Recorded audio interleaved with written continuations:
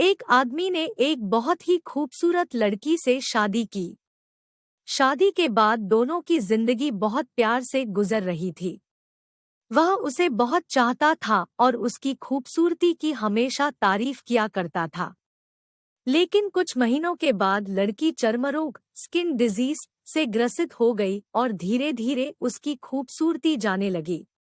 खुद को इस तरह देख उसके मन में डर समाने लगा कि यदि वह बदसूरत हो गई तो उसका पति उससे नफरत करने लगेगा और वह उसकी नफरत बर्दाश्त नहीं कर पाएगी।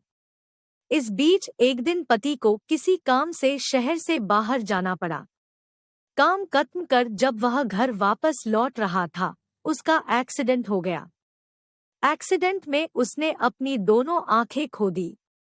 लेकिन इसके बावजूद भी उन दोनों की जिंदगी सामान्य तरीके से आगे बढ़ती रही। समय गुजरता रहा और अपने चर्मरोग के कारण लड़की ने अपनी खूबसूरती पूरी तरह गंवा दी। वह बदसूरत हो गई, लेकिन अंधे पति को इस बारे में कुछ भी पता नहीं था। इसलिए इसका उनके खुशहाल विवाहित जीवन पर कोई प्रभाव नहीं पड़ा। वह उसे उसी तरह प्यार करता रहा। एक दिन उस लड़की की मौत हो गई। पति अब अकेला हो गया था। वह बहुत दुखी था। वह उस शहर को छोड़कर जाना चाहता था। उसने अंतिम संस्कार की सारी क्रियाविधि पूर्ण की और शहर छोड़कर जाने लगा।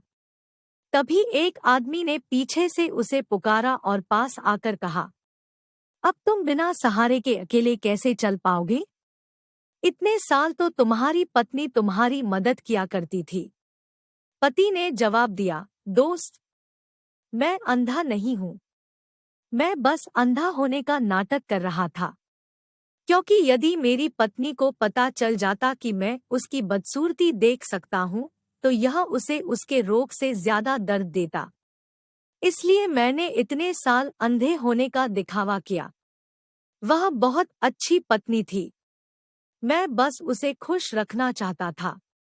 सीख, खुश रहने के लिए हमें भी एक दूसरे की कमियों के प्रति आंखें बंद कर लेनी चाहिए और उन कमियों को नजरअंदाज कर देना चाहिए।